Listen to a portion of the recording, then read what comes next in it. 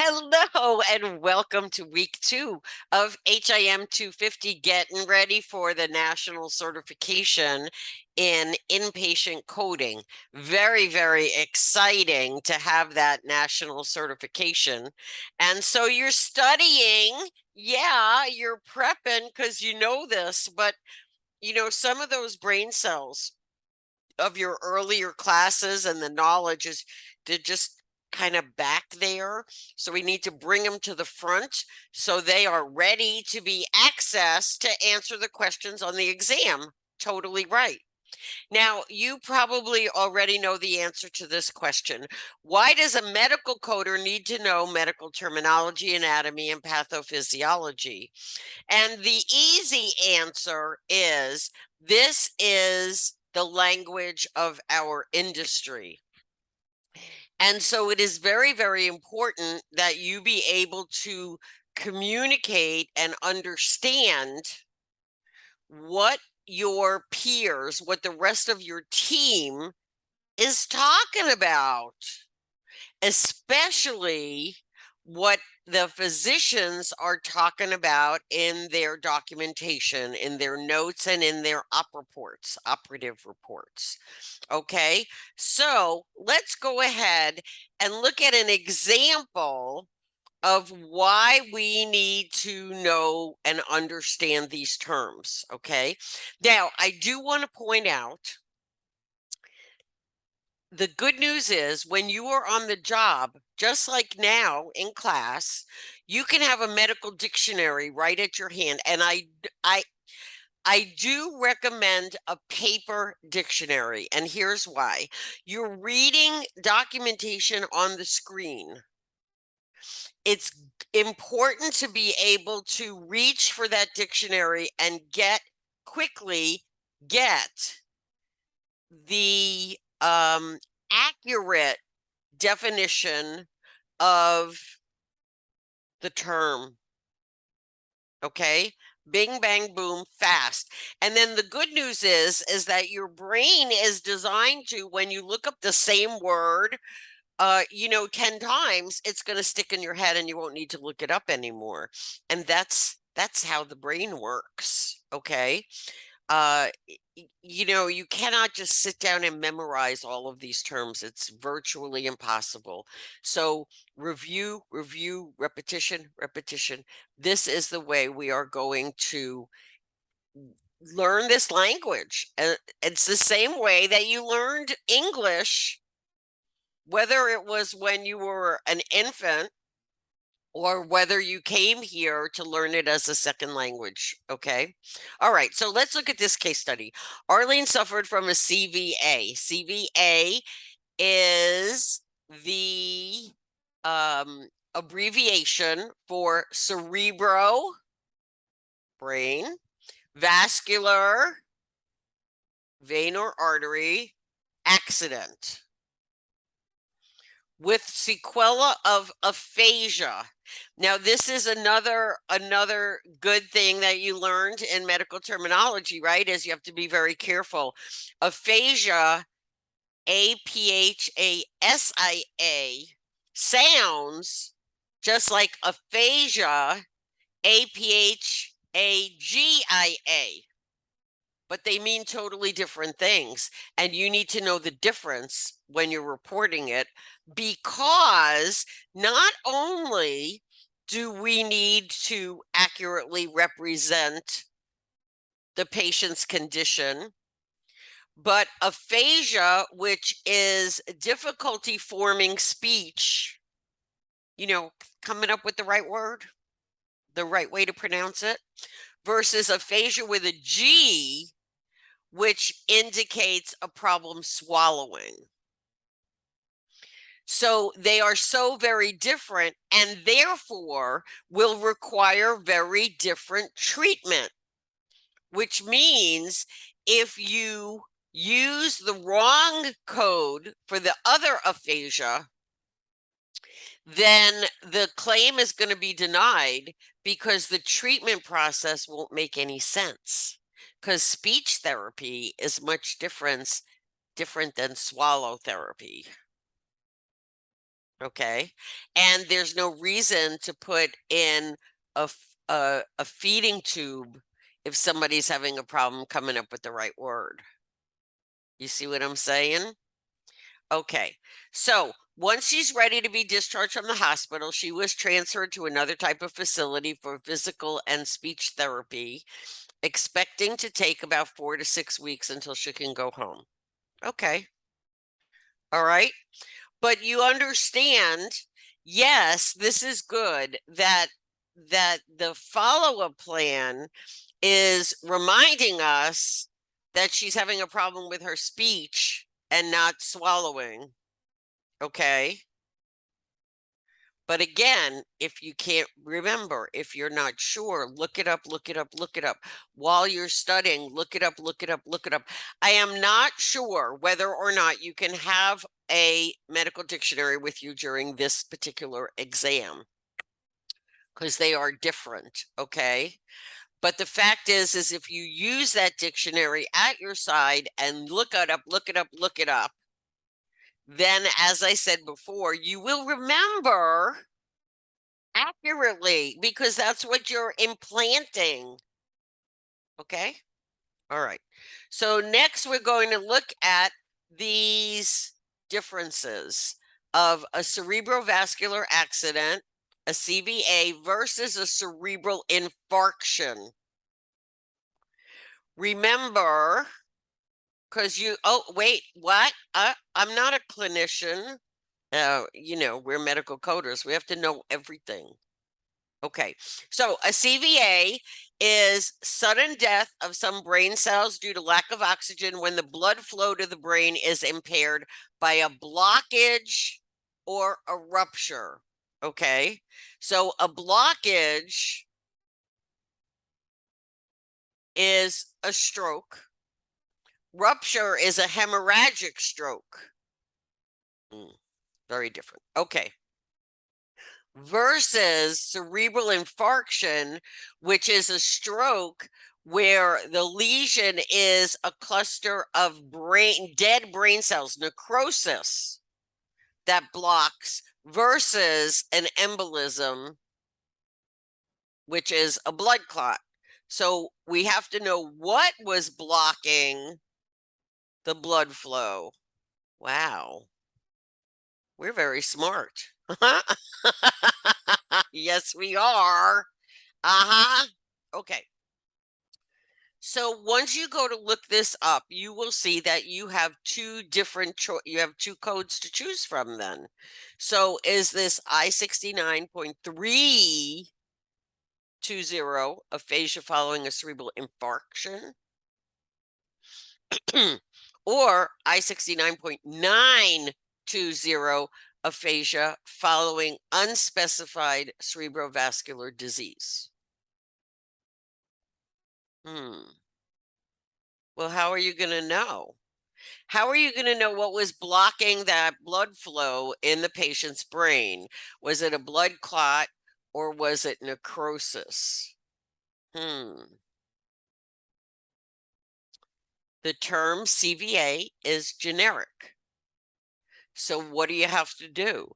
You have to check the rest of the chart to determine if an infarction was documented. And if not, or if it's not clear, then you have to query the physician. Now, if the physician is using a generic term, he may say, well, we don't know, because the blockage resolved itself, in which case you're going to report the generic, because you can't report specifics when you cannot confirm that the specifics are accurate, because that's what we're all about. Accuracy, accuracy, accuracy. So again, query the physician. It's your job. It's legally your responsibility if the documentation does not specify. But the first thing you need to do is check the rest of the chart to see, okay? And sometimes we get intimidated by those op reports, okay? The documentation can sometimes be a couple of pages long, single spaced. It's so dense there's so much to read, and it all sometimes just sounds like squibbly dibbly. Okay. But that's why you have your dictionary. That's why you have a pad on the side to take notes as you read through it. And that's why you have a finger. Yes. Point to each word as you read through it. Okay. You already know there's going to be a bunch of stuff in those up notes and in that information that does not relate to coding, but you got to cull out what does relate to coding. And this is what's going to make it easier, because instead of seeing this dense page or pages of words that I don't know about you, but it makes my brain tired just looking at the whole thing. But when you use your finger to point to each word, your brain can digest one word at a time. And it's so much easier. And no, it doesn't take that long, because you look at one word at a time. You go, go, go, go, go, go, go. I promise you, try it. Try. You could use either one. If you want, you could use your pinky finger and be very proper about it. Whatever makes you happy. Okay. But the fact is this works. This will not take too much time, even when you are under the clock for the exam. But remember that we are here to prepare you for a successful career. And yes, sitting for and passing this certification exam is going to boost that career. We already know this. But it's all part of next. What's happening next in your life, putting you in a position to make a good living doing what you like to do. Because this is fun, right? It's fun. Okay. All right. So you're going to read chapter 2 and 3 in the CIC review book. Okay. Because we put this all together. And remember, pharmacology is going to give you an indication of a diagnosis that may needs to be reported, right? If it's renewed, if the prescription is renewed, or the patient is already on it, remember that that when the patient is in the hospital, because we're doing inpatient coding, right? So when a patient is in the hospital, the first thing they do is during the intake, they identify all the medications that the patient is currently taking on a regular basis. Okay. They have to know, yes, what is in the patient's system, but the patient may have a condition that's not being addressed at all by this admission, but they still have to give the patient that, once daily cholesterol medicine or diabetes medicine for type 2 diabetes, whatever it might be. Okay. And if it's being administered by someone in the hospital, it has to be documented. And you can't just give patients Lipitor and not have anything in the chart that identifies why the patient is on Lipitor. And if you don't include that diagnosis, the pharmacy, the hospital cannot get reimbursed. That's not fair. Okay. So this explains in part sometimes why some hospital charts, the patient could have like 10 diagnosis codes, because we have to include the medical necessity for everything the hospital does for this patient. And that includes the once daily cholesterol medication, even though the patient is there for a fractured leg. Remember, everything that is addressed by the clinicians is reported. So we have to know pharmacology, because it may just say patient was given Lipitor. You have to know why what Lipitor is. Why is it administered? Oh, yeah, look, back there in the intake form. Okay. I know we have to know a lot of stuff. That's why we're so smart. And you keep getting smarter and smarter and smarter every single day. It's so important. Okay. Covering both chapters 2 and 3, you're gonna have a quiz. Oh, how fun. Don't use your textbooks. Really check your knowledge, okay? This is a really good way. Activate those brain cells from back when you took anatomy and physiology, right? Oh, because they're all the way back here, okay? You gotta bring them up to the front, activate them, get them all excited about what you know. Oh, yes.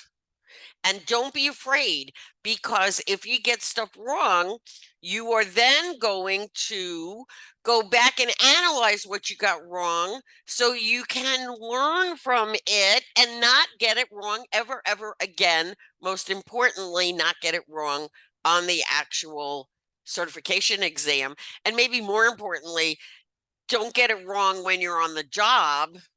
Okay. Okay.